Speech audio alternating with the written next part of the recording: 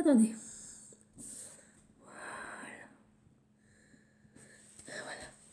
Bonjour à tous, bonjour à toutes et à tous. Ah, attendez, je vais le truc de ma pochette, de ma... Enfin bref, peu importe. Alors, rebonsoir. Je voulais vous faire cette vidéo pour vous présenter un oracle que j'ai depuis très longtemps, mais que j'aime bien. Je vais éternuer. Excusez-moi. Du poussière.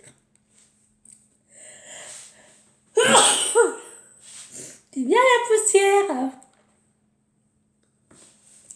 Attendez.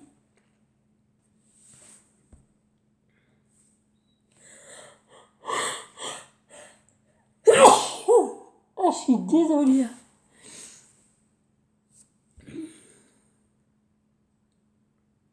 J'ai des allergies.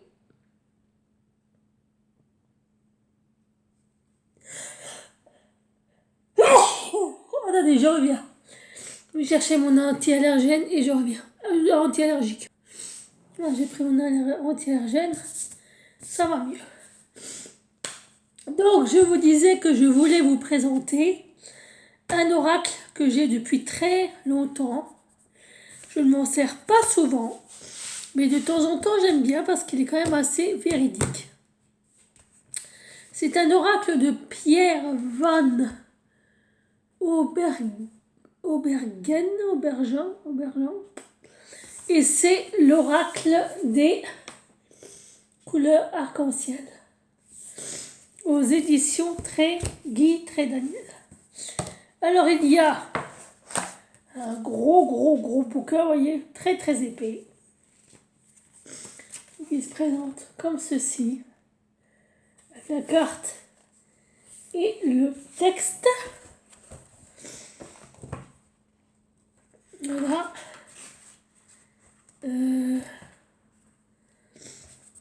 Des fois...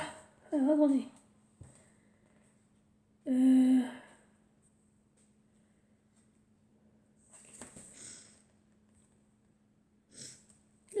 Oui, enfin bref, on parlera du bouquin après. Je vais vous présenter les cartes. Il y a 108 cartes. Et c'est vrai que c'est un jeu que j'aime beaucoup. Il y a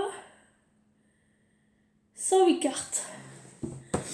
Et il y a 1, 2, 3, 4, 5, 6, 7, 8, 9, 10.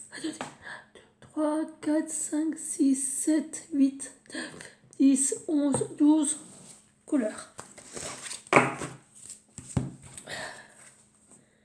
Les 12 couleurs de l'arc-en-ciel, c'est bien connu. Alors, je les ai déjà rangés. Ah bah, je crois. Et je m'aperçois que non. Ça s'est mélangé. Alors, attendez, il faut que je regarde. Ah, c'est bon. Je sais pas si c'est rangé. Alors, on a... Excusez-moi. Les cartes jaunes qui représentent...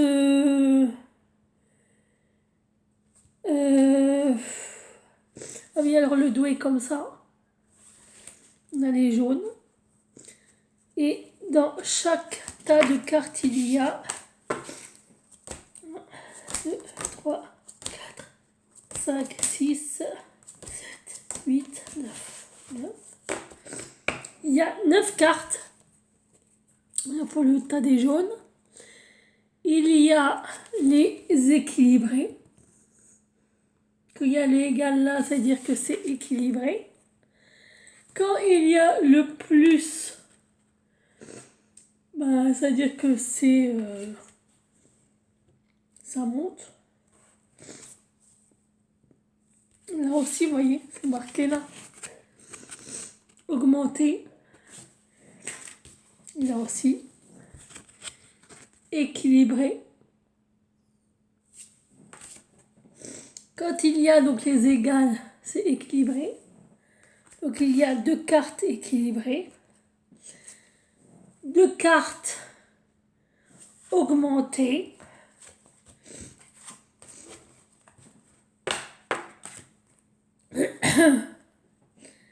euh, 2 cartes diminuées.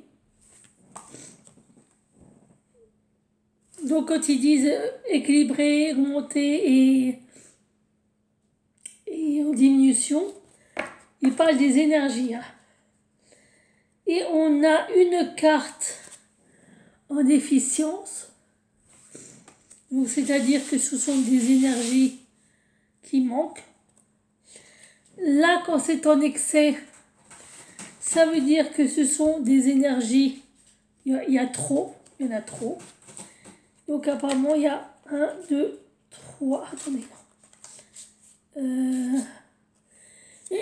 Il y a 3 équilibrés, il y a 2 diminués, 2 augmentés, une en déficience et une en excès.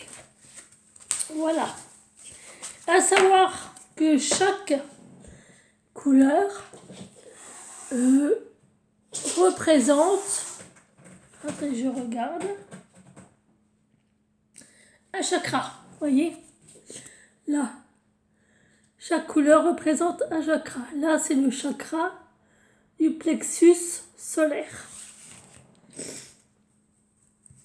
Ensuite, on a les cartes oranges qui représentent le chakra du plexus sacré. Plexus sacré. Le chakra sacré. Alors, là, ça dépend des cartes, c'est différent. On a les pourpres, violettes, comme ceci, qui représentent le chakra couronne dans le corps humain. On a les bleus nuit qui s'apparentent aux indigos et qui représentent le 3e œil. Vous voyez ? Alors vous voyez que là on a des triangles. On a une espèce de losange. Ça représente le côté droit. Ça, c'est... alors, il faudrait que je regarde parce que je ne sais pas trop ce que vous voyez. Là, le point blanc, il est là. Là, ce point-là, il est là. Là, ce point-là, il est là. Là, ce point-là, il est là. Et là, ce point-là, il est là. Etc., etc. Vu qu'il y a 9 cartes. Il y a une carte pour chaque point. Ensuite, on a les cartes bleues outre-mer qui sont comme ceci, qui représentent le chakra du 3e œil.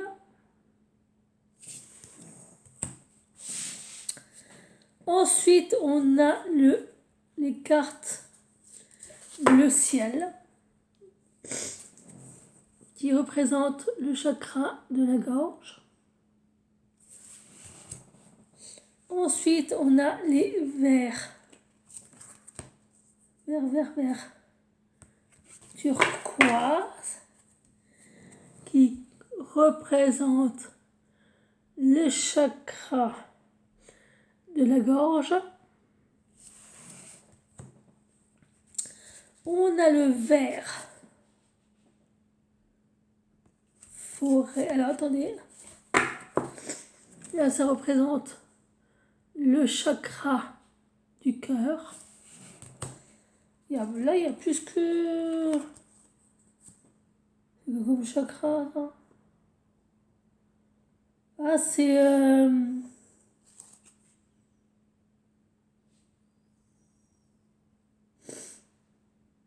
Attendez. Il y a les chakras et il y a aussi... Il y a plus que 9 chakras. Que 7 chakras. Donc là, il y a un autre chakra. Je pense que c'est comme chakra d'estomac, on va dire. Il y a la couleur rouge. Rouge, voilà. Qui représente... Je sais pas ce que c'est comme chakra. Peut-être le chakra sexuel. Sexy.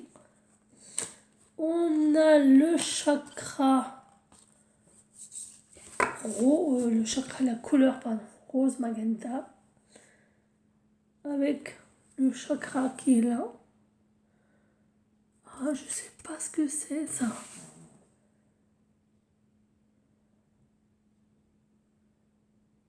Voilà que je regarde. Opposition, c'est-à-dire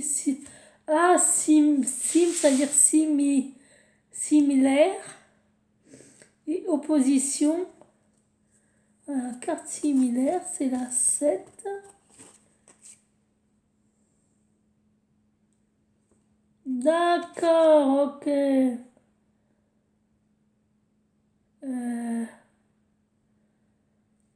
D'accord, le cœur. Voilà.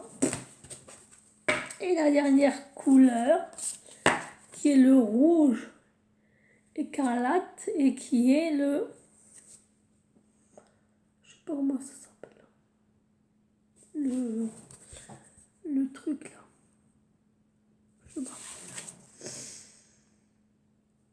C'est tout ce qui est utérus, matrice. Voilà. Donc alors attendez, je vais regarder le livre. Le livre donc est comme ça, se présente comme ceci.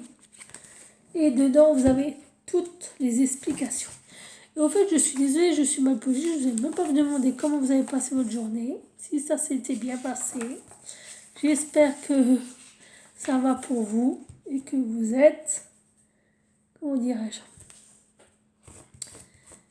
que vous avez passé une bonne journée. Alors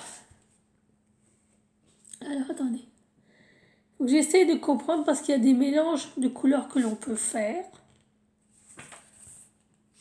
J'essaie de comprendre parce qu'il y a la roue chromatique, harmonique, la roue, règle des mélanges des couleurs lumière, règle des mélanges des couleurs matière, d'accord, et les couleurs, il y a les chakras. Ah oui, d'accord, effectivement, entre chaque chakra, il y a d'autres chakras. Vous savez qu'on en a 1, 2, 3, 4, 5, 6, 7, 8, 9, 10, 11, 12. On a 12 chakras. Donc on a le chakra coronal, le soma chakra, le troisième œil, le chakra laryngé,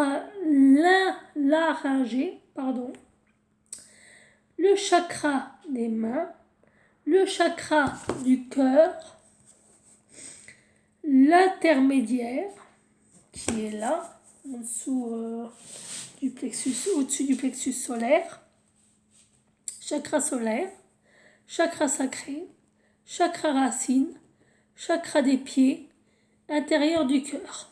Ok. Alors, on va voir comment construction de la constellation d'une couleur. Donc je vous avais dit qu'il y avait les... Donc c'est ça. Donc il y a les moins, les égales, les plus et les plus. Donc je vous avais dit comme ça. Voilà. Alors, la couleur équilibrée, c'est la carte 1, 2, 3.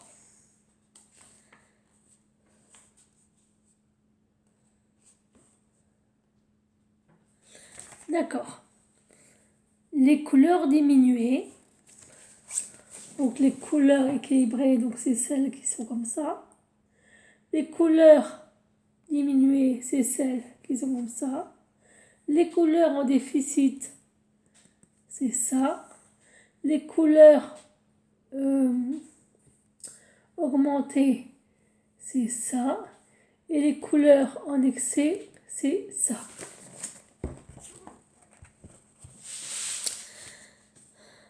Alors, une couleur est dite équilibrée quand dans un tout qui est harmonieux, elle prend la place qui lui est normalement attribuée. Alors, une couleur est dite en excès quand dans un tout qui est harmonieux, elle envahit l'espace qui normalement appartient à une autre couleur, souvent sa couleur complémentaire. Je commence à comprendre. Et le contraire pour quand elle est en déficience. Alors, sur cette carte, on a le nom de la couleur, le niveau de la couleur, le numéro de la carte, l'image qui a une signification, le titre de la carte, là, fruit de la terre. Le 6, c'est quoi? Le 6, c'est la place dans la constellation. Donc, c'est une couleur qui est équilibrée, vous voyez. C'est la troisième couleur équilibrée. Donc, il y a la première couleur, la deuxième couleur et la troisième. Donc, elle est à la troisième place, mais elle est équilibrée. Vous avez les mots-clés. Nourriture, alimentation. Les mots-clés secondaires.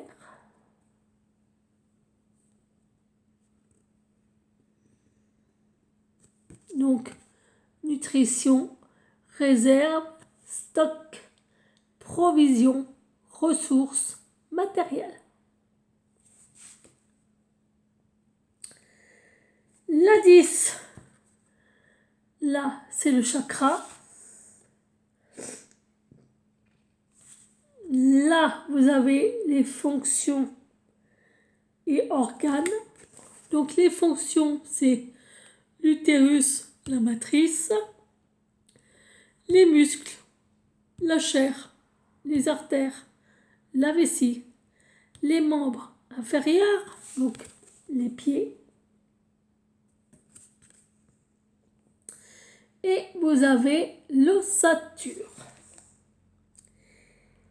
Et le dernier, qui est le 12, vous avez le niveau de la couleur, qui est équilibré.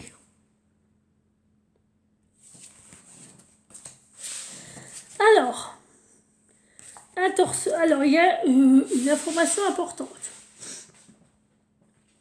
L'oracle est composé d'un ensemble de 108 cartes qui forment un tout au niveau symbolique.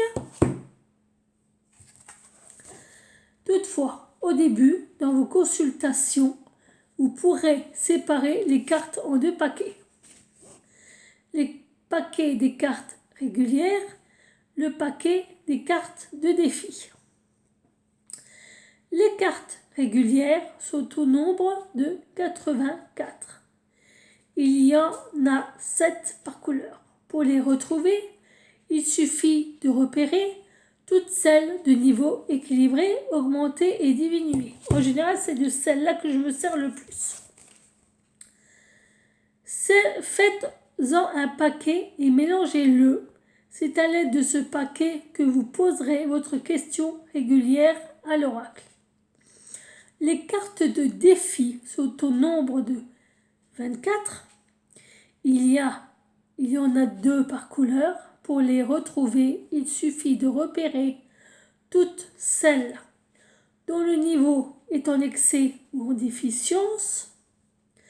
Faites-en un autre paquet et mélangez-le.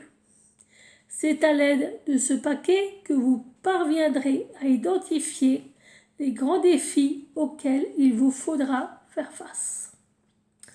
Dans l'absolu, rien ne vous empêche de mélanger des cartes régulières avec les cartes de défi et de consulter l'oracle comme un tarot classique.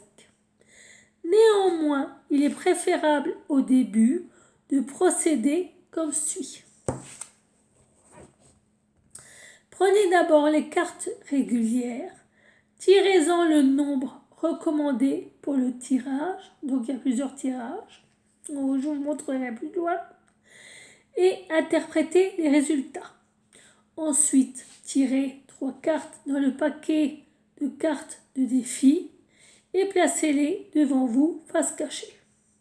Choisissez parmi ces 3 cartes celle représentant le défi que vous êtes prêt à relever. Retournez-la et interprétez-la. Cette carte représente la difficulté que vous êtes maintenant prêt à surmonter. Alors, il y a une remarque. Vous n'êtes pas obligé de tirer de cartes défi. Vous pouvez simplement tirer des cartes régulières. Rien ne vous empêche non plus, si vous vous sentez courageux, de tirer plusieurs cartes défi. Alors, je vais vous montrer les tirages. Alors, il y a, vous voyez, des petites notes. 1, 2, 3. Je vais essayer de mettre plus près, vous voyez. Etc. Alors, j'évite. Alors, voilà.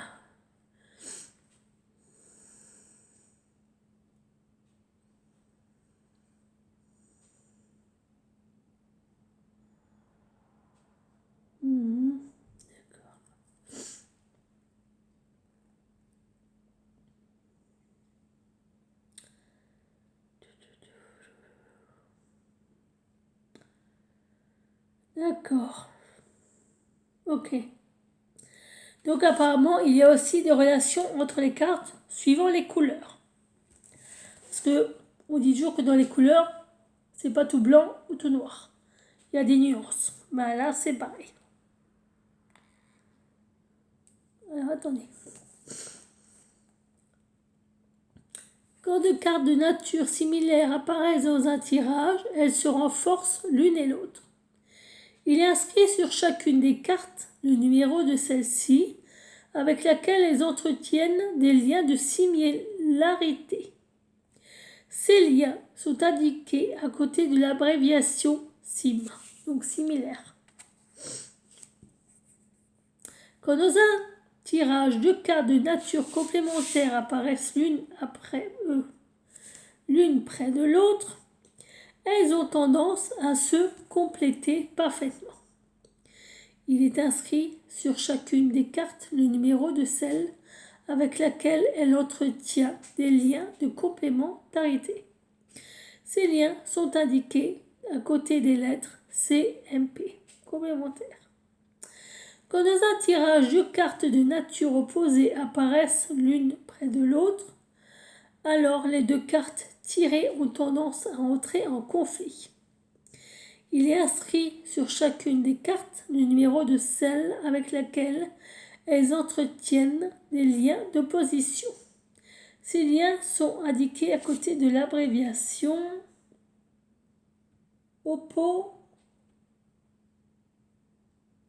opposition.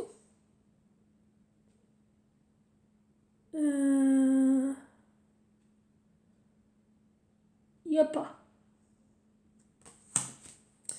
Le numéro des cartes dont le lien sont externes à la constellation est composé en italique. Ah, d'accord. Ok. Le numéro des cartes en caractère gras indique la plus forte relation de similarité, de complémentarité ou d'opposition. Ah.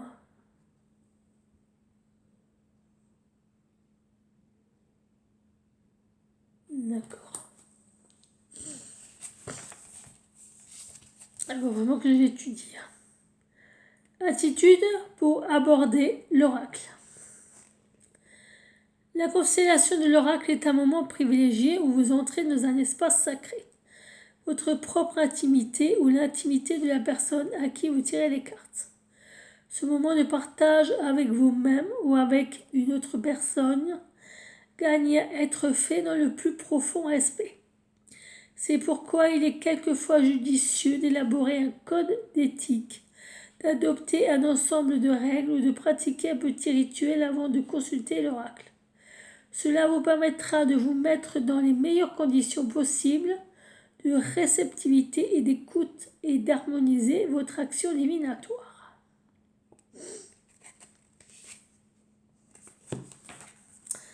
Après, il y a plein de blablabla, mélanger et manipuler les cartes, savoir poser les bonnes questions. Tirage d'une carte pour l'atmosphère du jour. Désolée, je suis un peu fatiguée, je m'excuse. Alors, pour ce tirage, il convient d'utiliser uniquement les 36 cartes de l'oracle représentant les couleurs équilibrées.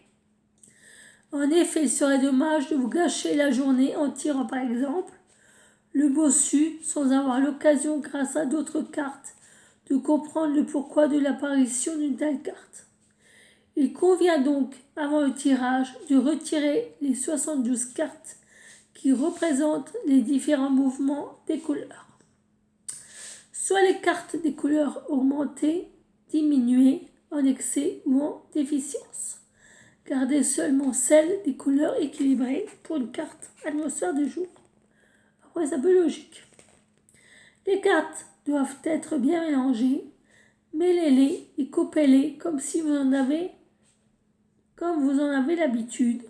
Puis étalez les 36 cartes sur la table juste devant vous, face cachée. Concentrez-vous un instant et faites le vide. Invoquez l'oracle si cela vous fait plaisir et tirez une carte. Vous pouvez directement l'interpréter grâce à ces mots-clés ou bien en lisant le texte qui lui correspond dans le livre. Vous pouvez éventuellement la prendre avec vous durant la journée ou la poser sur votre bureau afin de profiter tout au long du jour de son énergie positive. Le soir, vous pouvez aussi la mettre sous votre oreiller pour qu'elle vous transmette un message par l'intermédiaire du monde des rêves. Il faudrait que j'essaye une fois. Dans ce genre de tirage, il est recommandé de lire aussi les considérations générales sur la couleur tirée, du moins au début, car cela permet de se familiariser avec la symbolique des couleurs. Ce tirage tout simple peut aussi être accompagné quand vous désirez étudier à fond la dynamique énergétique d'une couleur particulière. Dans ce cas, après avoir tiré la carte, retrouvez dans le jeu les 8 cartes ayant la même couleur. Ensuite, construisez la constellation et observez les dessins et les mots-clés. C'est un excellent exercice qui permet d'étudier ou de réétudier la symbolique des couleurs. Et on a le tirage à 3 cartes dans lequel il faut retirer les cartes excès et déficience. Logique. Voilà. Donc on a la carte présent, passé, futur. Voilà.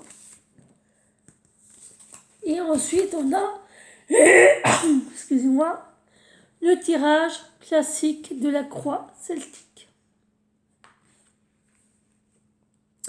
Où il faut tirer, je suis désolée, où il faut tirer 10 cartes. Une pour chaque position sur la croix celtique. Nanana.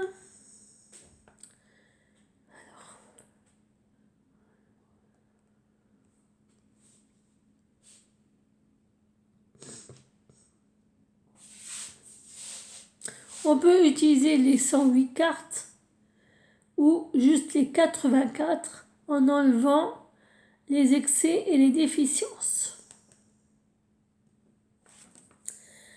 Donc, ensuite, je vais vous montrer la carte de la croix celtique avec la carte du cœur, la carte des aides et des soutiens, la carte du ciel, la carte de la terre, la carte du passé, la carte de l'avenir, la carte du soin, la carte de l'autre, carte des espoirs, carte de la réalisation. Mais bon, ça, c'est des trucs qu'on fera ensemble. Hein. Et on a le grand tirage de la roue des 12 couleurs, qui est celle-ci. Avec de nouveau la carte, alors carte du cœur, du corps, de l'énergie, des émotions, de la conscience, de la quête. Je vois que mon livre est abîmé parce qu'il n'est pas tout neuf. De la quête, j'ai été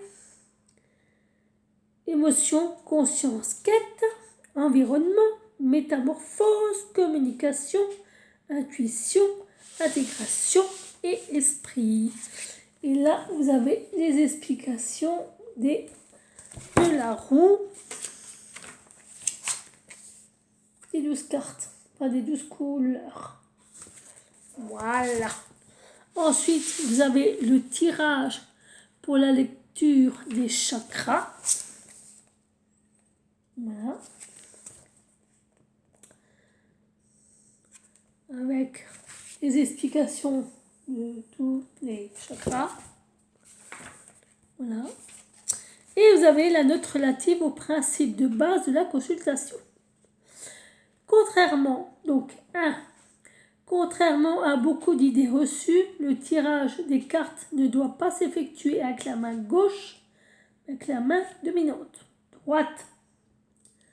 La droite si le consultant est droitier et la gauche s'il est gaucher.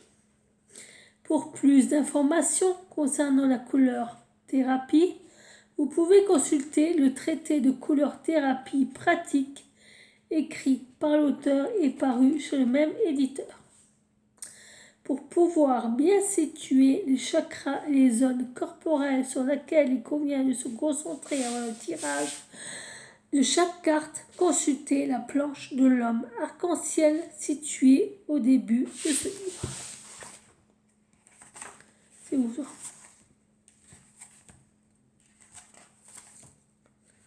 Et où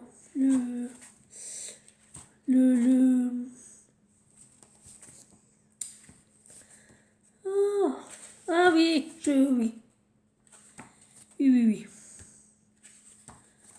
Attendez, il est où ce... Il est où?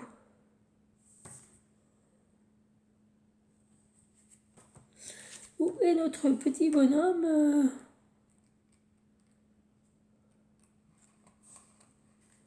Ah oui, ouais. C'est ça.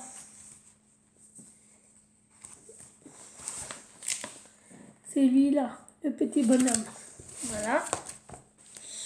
Ensuite, vous avez les couleurs avec les mots-clés, symbolique global et le message quoi. Voilà, la couleur symbolise le blablabla. Bla.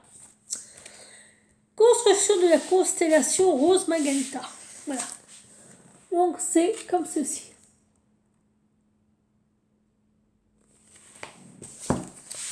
Voilà. Carte 1, 2, 3, 4, 5, 6, 7, 8, 9. Ok. Mouvement et dualité du rose magenta.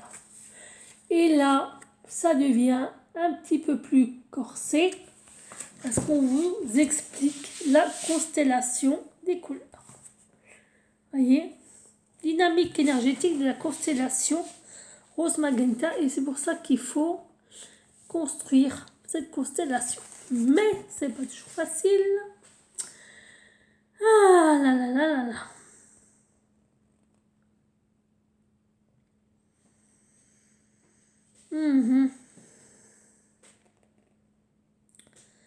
En disposant les 9 cartes rose magenta de l'oracle tel qu'indiqué sur la page précédente, on construit la constellation de cette couleur et on découvre toutes les subtilités de sa dynamique énergétique.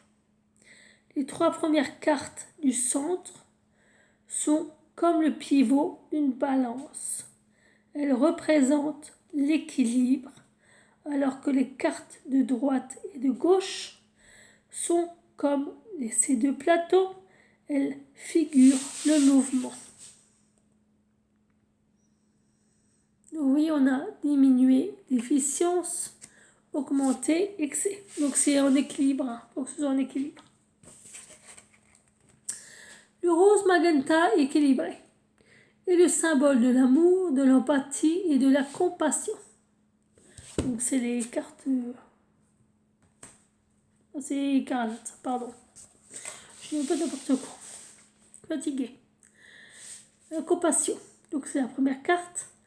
Du fort intérieur, de l'intimité et du cœur. La deuxième, de l'âme, de l'essence, de la jeunesse et de la créativité. La troisième. Il est représenté par les 3 cartes du milieu de la constellation. Le rose magenta augmenté. C'est encore un exemple que je vous cite, c'est pour vous expliquer. Exprime la tendresse, l'attirance, la douceur, la sympathie et l'amitié. 06.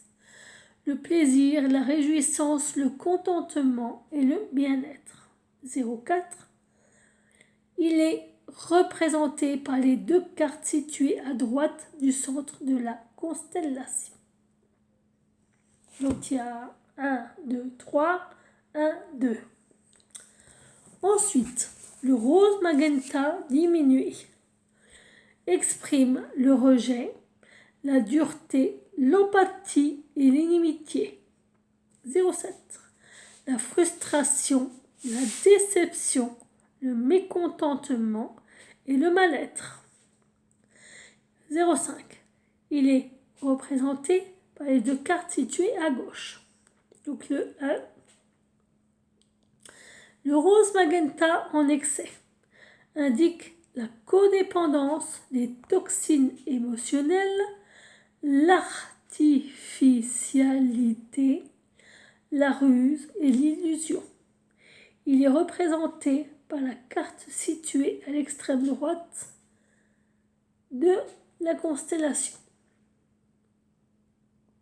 Le rose magenta en déficience indique la souffrance, les cauchemars, les blessures émotionnelles, la haine et le conflit. Il est représenté par la carte située à l'extrême gauche de la constellation. Sympathique tout ça. Et puis après, on continue. Donc on a la première carte. Et là, on commence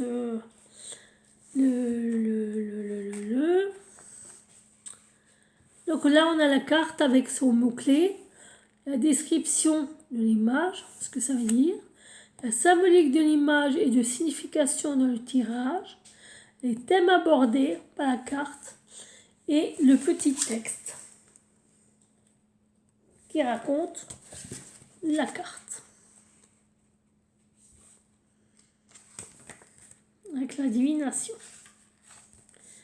Et ainsi de suite, ainsi de suite. Et des fois, il y a des suggestions et des affirmations. Vous voyez, comme là maintenant, on a une affirmation et une suggestion. Bien sûr. Mais pas toutes les cartes. Là maintenant, on a juste une suggestion. Vous voyez? Et pour le 5, on a une suggestion. Là, on a une remarque.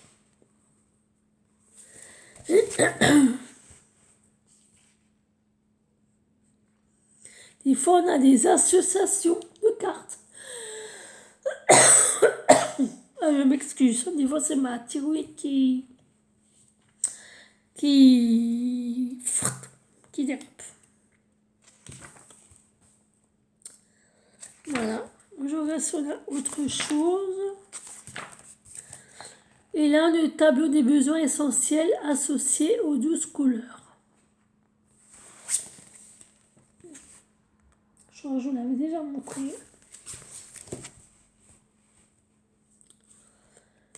Voilà. Et on a des notes relatives à la couleur rose. Attendez.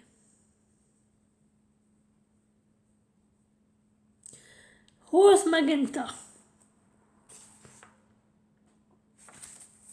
Parce qu'il y a des mots qui ont des numéros. Il faut se reporter à ça. C'est des notes explicatives par rapport aux mots dans le texte.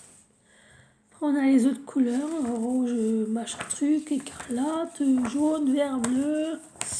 Voilà, on a tout. Voilà, on a la totale. Hein. Ça. Et à la fin du livre, on a les annexes. Alors, les annexes, c'est les complémentarités symboliques. Vous voyez?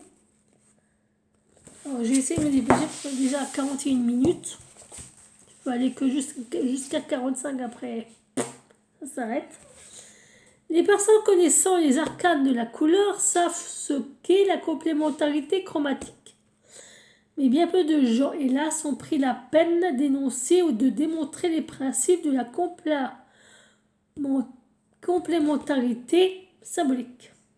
Quand deux faisceaux de lumière colorée se mélangent et forment de la lumière blanche, on dit alors des couleurs qui composent ces faisceaux qu'elles sont complémentaires. Il en est de même pour la matière pigmentée.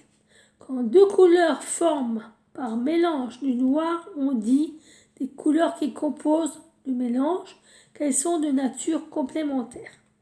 C'est ce qu'on appelle la complémentarité chromatique.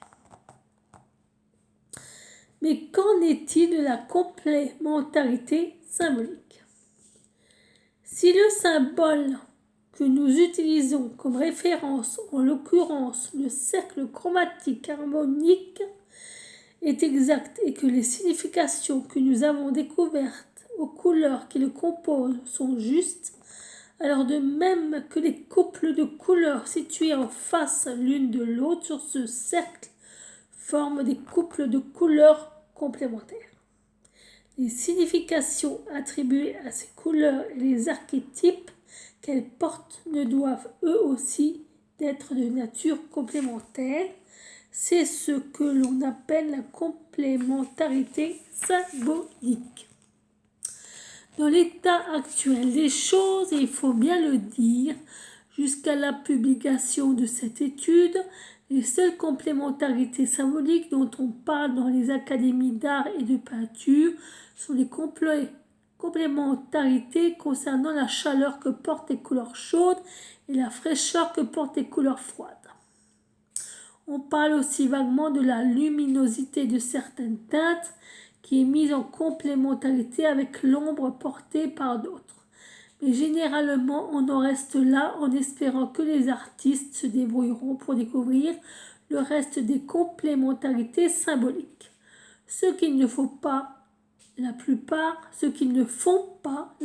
du temps, puisqu'on ne leur a même pas dit que ces complémentarités existent.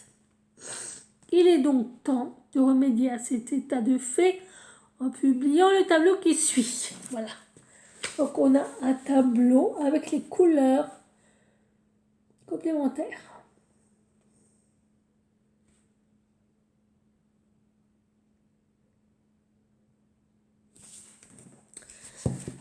Alors, j'espère que vous comprenez ce que je dis.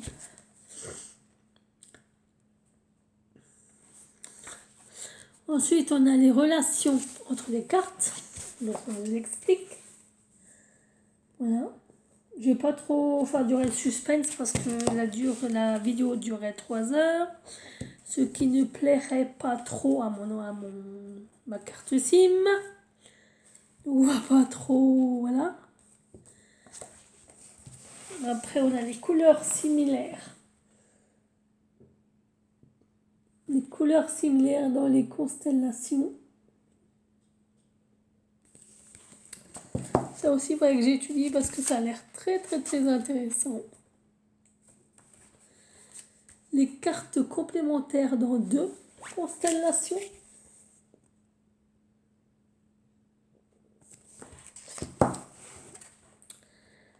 Voilà.